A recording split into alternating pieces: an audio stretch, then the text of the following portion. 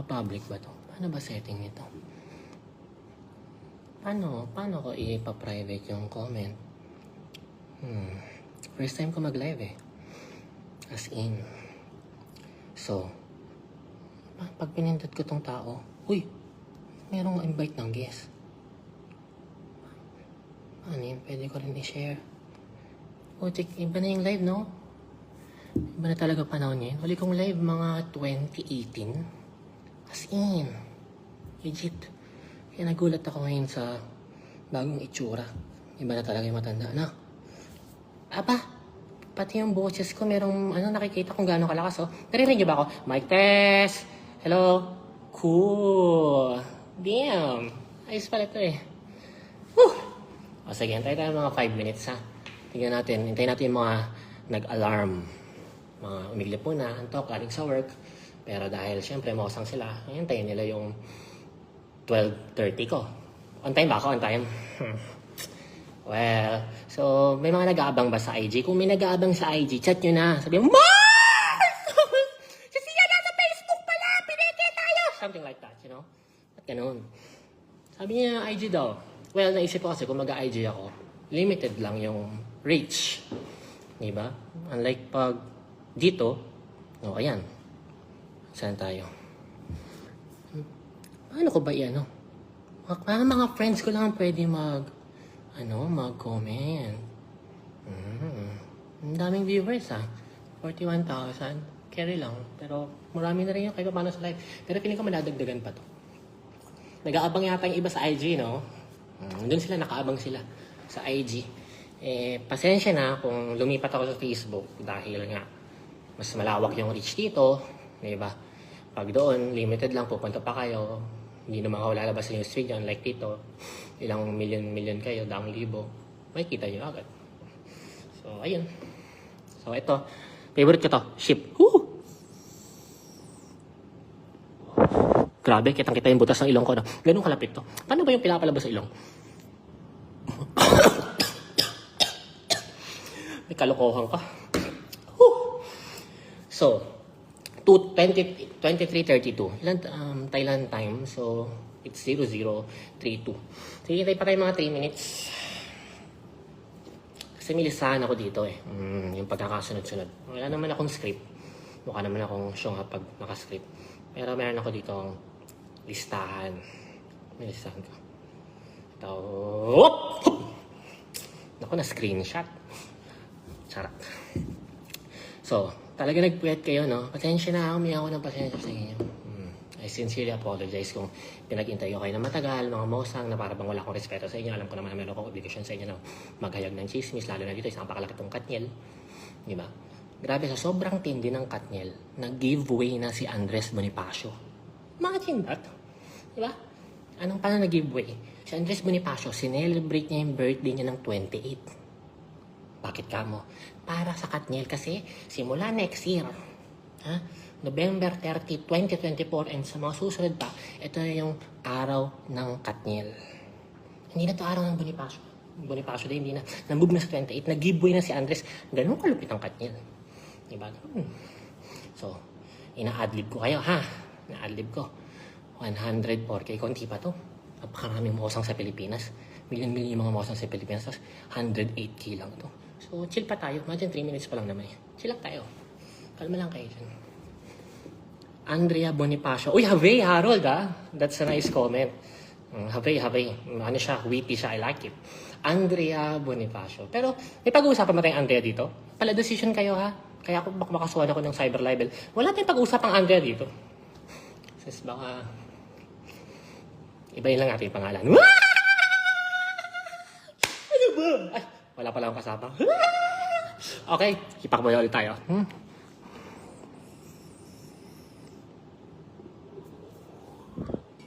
Damn. Nice, bro. Ship. Sarap.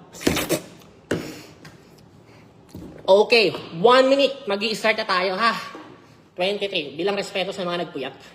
23:35. So, that's 23:34. 00:34. 12:34 a.m. Sorry, nag-military time na ako. Alam mo na, ganun na ngayon, military time na Mga 1 a.m., 2 a.m., 3 a.m. Yucks! My God, that's very local, you know? Ew! Dapat pag shallow ka, bro, what time tayo mag-meet? Mali, Tagalog pala yun. Ulit, English. Hey bro, bro Chris, what time are we going to meet? See you at 2200. Boom! Dapat ganun! My God, kadiri naman yung see you at 10 p.m. Yucks! My God! Diba? Op, hipak muna tayo.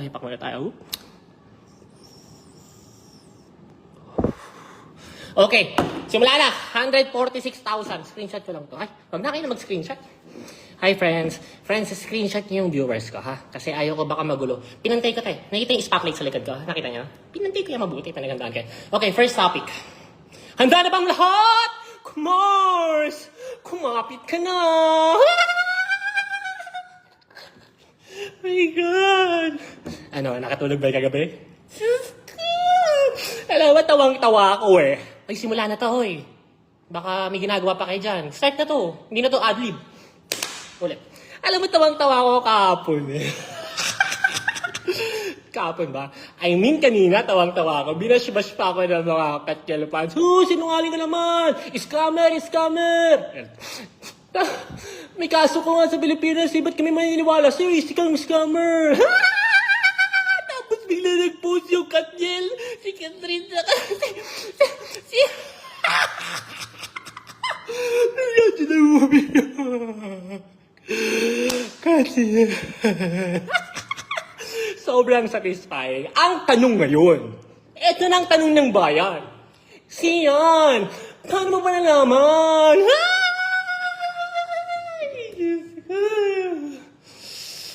Okay, ang first topic, basta sa listahan ko. Source. Okay, ang pinakauna kong source kung bakit yung nalaman yung hiwalay ang Katjel, sa totoo lang, si OG Diaz. Alam niyo yung mali ninyo eh. Binash nyo si OG Diaz. Institusyon na yan sa showbiz chismis. Siguro dahil mga bata pa kayo, Generation Z kayo, ay iba batang millennials. Mga 19, 20, 21 years old, 22 years old, hindi na kilala si OG Diaz. Kilala ko yung personal. Inaanak ko yung bunso niya eh. Si Miracle, napakagandang bata. Inaanak ko yun. Kilala ko yung personal. At saludo ko dyan, yan ang haligi at institusyon ng Philippine chismis. Paano ka nasabi? Alam niyo bang ako, 30 years old, pinanganak ako 1993, pero 1992 pa lang, meron ng show sa TV sa OG Diaz about chismis sa mga artista.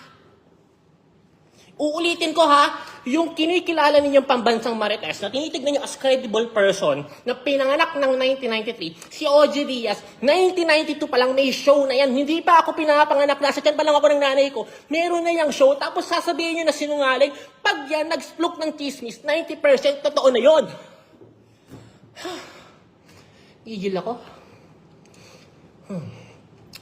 Ang kaibahan lang namin, anong kaibahan namin, OG Diaz?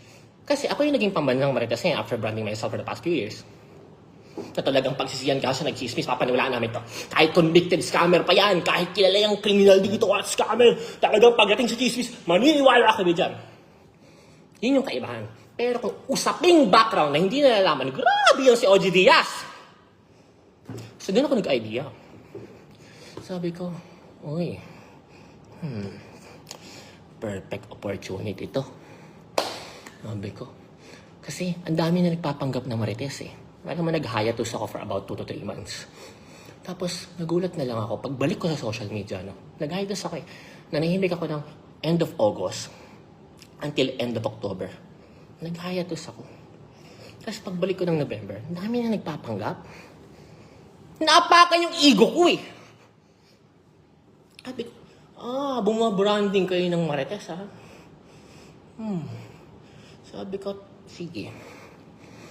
Gagamitin ko tong issue ng Katniel breakup para ipakilala kung sino talaga ako at ako ang nag-iisang pambansang Marites. Kaya doon ako nag-interest. Ngayon, syempre, hindi naman tayo pwedeng focus lang kay OG Diaz. Pag napagsinabi niya, yung source lang niya or siya lang talaga, yun lang yung papaniwalaan. Hindi naman pwedeng ganun. So ako, ang ginawa ko, dami kong kinontak, die! Imagine, nasa Paris ako, chinecheck yung mga Aurora Borealis, saka yung Eiffel Tower, pero may mga kachatak, break na ba yung Katniel? Whoop, hipak ko na, hipak. Ship. Okay. So, after confirming 4 sources, sino yung una? OG Diaz. Tama? Yun yung una eh. Pangalawa, pangatlo, pang-apat, hindi ko na pwedeng sabihin kasi I-protect my sources eh. Pero nung na-compare ko yung ika-apat, eto na, isa-set ko na yung date. Dapat mag-announce ang Katniel ng kanilang breakup November 30, Andres Bonifacio Day. Pero sabi ng mga sources natin, ayaw pa daw nila paalam sa mga Katniel fans. Matagal na pala, Mars. Hindi pala recently. Pero dinedelay lang nila yung announcement. Huwag kayo maingay ha. Baka may makarinig eh. Atin-atin na lang ha. Okay lang ba? Matagal na palang break. Check ko lang baka may makarinig. Matagal na pala. Ayaw lang nila paalam, dinedelay nila. Pero dahil pala desisyon ako magde-decide. Gusto ko i-announce ng Katniel ang kanilang breakup katapusan ng November 30. Bakit ako? Ako masusunod. Kailangan i-flex ko yung ego ko eh. Ako yung probinsang Marites! Something like that. So, November 30. So, anong ginawa ko? In-announce ko midnight, November 29. In-announce ko ngayon, November 29. So, pag-announce ko ngayon ng November 29, boom! Na-pressure sila. Wala silang magawa. Kasi naniniwala sa akin lahat ng tao. So, kailangan na nila linawin once and for all. And I gave Catherine a favor. Pagod na yan. Pagod na yun sa pambababae ni Pagod na yan. Sa tingin nyo, for the last 11 years, isa lang? Dami, boy. Napakarami. Dami pang naglaplitan sa akin. May mga usapan pa sila, may mga picture pa sila. Ang dami. Kaya para sisihin natin yung isa sa isang breakup. Mali yun. Pagod na si Katrin. Parang putik. Ito na ako yung buong buhay ko. 11 years na to. Pag-artist ako, nakadikit na ako dito. Ilang beses na akong niloko. Ilang beses ko lang nahuli. So, may listahan na kayo. Ano ba talaga yung reason of breakup? Maliban sa pagod na, Maliban sa pagod na talaga si Catherine. Ito na yung gusto na nakakapit ka na ba? Ito ang ship. Boom, ship. Ito na. Ang tanong ng bayan, siyang, totoo ba yung K? Andres Brillantes? Kayo ingay ba? Atin lang baka may karinig dito na iba, di ba? At least kahit 10 lang tayo dito sa JC natin, okay lang yun.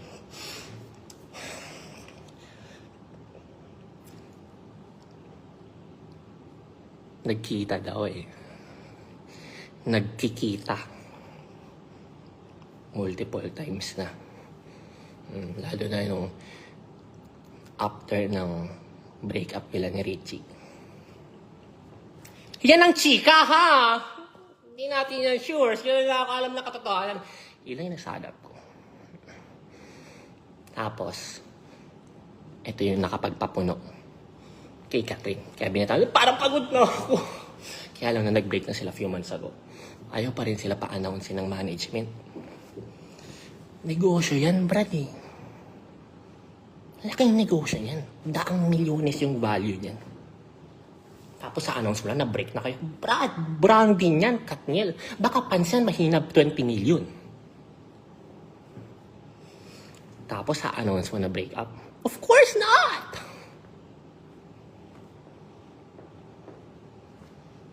So, eto ng chika.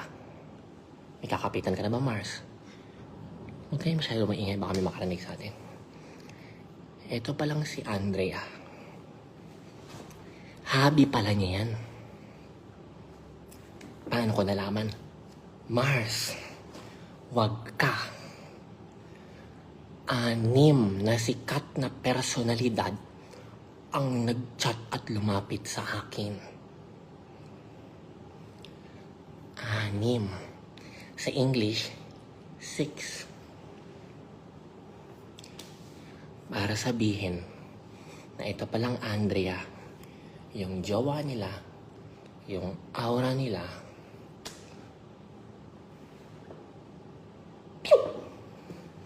no comment.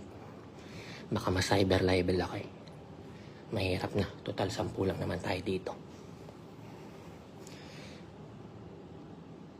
Hilig pala niya yung... Eto pa mas matindi. Yan palang si Richie. Naririnig niyo ba ako? May mic pa. Yan palang si Richie. May una palang aura yan. Tinarget lang din niya. Sa PBB House pa. Oh! Oh my God! Nadulas ako. Sorry. Ang malupit dyan, sila pa yata nung set. Overlap Mars. Kaya, na nag-break na siya ng Richie. Ito na. Kuya DJ. Pew! Yan pala yan. Pero, nagulat ka, no? Nagising yung anak mo sa gilid, no? Pero, hipak muna tayo. Hindi natin pwedeng sabihin na si Andres lang ang may kasalanan sa hiwalayang ito. Dahil may posibilidad na few months ago, 3 months ago, 4 months ago, 5 months ago, 6 months ago, hindi natin alam masigurado, may hirap magbanggit dito, baka matawag tayong fake news, kung ano man yung alam natin. Basta few months ago, pwedeng break na talaga yung Katniel. At dahil nalaman ni Andres Bonifacio na break na pala at single na si Kuya DJ, eto na yan. Target. Para bang na-challenge siya. Pero crush niya talaga to. Love na love niya talaga to. So, anong pinapoint out ko? Para i-rule out natin. Para i-rule out natin na ang may kasalanan sa hiwalayang ito ay si Andres Bonifacio lamang. Mali yun. That's emotional. Parang may masisi lang tayo, meron lang tayo mapagbalingan ng galit natin. Mali yun. Hindi natin masabi dahil ito talagang lalaki. Talagang mahilig talaga for the past 11 years. Image loyal lang. Kaya lang, walang natatakot na pumalag, mag-expose, i-post ng mga babae o ng mga kaibigan expose kasi gusto eh. Brad, bigating pamilya yan. Daming connection yan sa showbiz at sa mga politika. At sa politika, mga politiko. So ngayon, para i-post ko na, si ganito, dinate ako niyan. Hindi pwede, Brad. Yayariin ka niyan. Papahirapan yung buhay mo. Kaya, for the past 11 years, tumagal na mukhang loyal lang siya. Nagets niya ba yung punto? Kasi takot lahat. Walang lumalaban talaga. At ngayon, going back, so napagod na nga si babae. Pagod na sa mga pamababae niya. Nag-break sila. At possible, nag-break sila. Doon lang sumausaw at pumasok sa eksena si Andres Bonifacio. So to rule out na siyang dahilan ng hiwalayan, mahirap masabi. Ngayon, lumabas na lang sila sa screen sa kanilang mga official statement. Siyempre, for the sake of business, kasi kahit hiwalay na rin naman sila, tuloy pa rin ang negosyo as separate branding. Ano yun? Ba't parang tatalsikan ko ng laway yung camera ko? Laway ko ba yun? So, okay na mga Mars? Ha? Patiknin ko na listahan ko. Okay na Mars. Salamat sa pakikinig. Huwag mo na lang sana ipagkalat, ha? Atin-atin na lang baka sabihin, chismoso ko. O screenshot nyo nga itong 345,000. Boom, panis.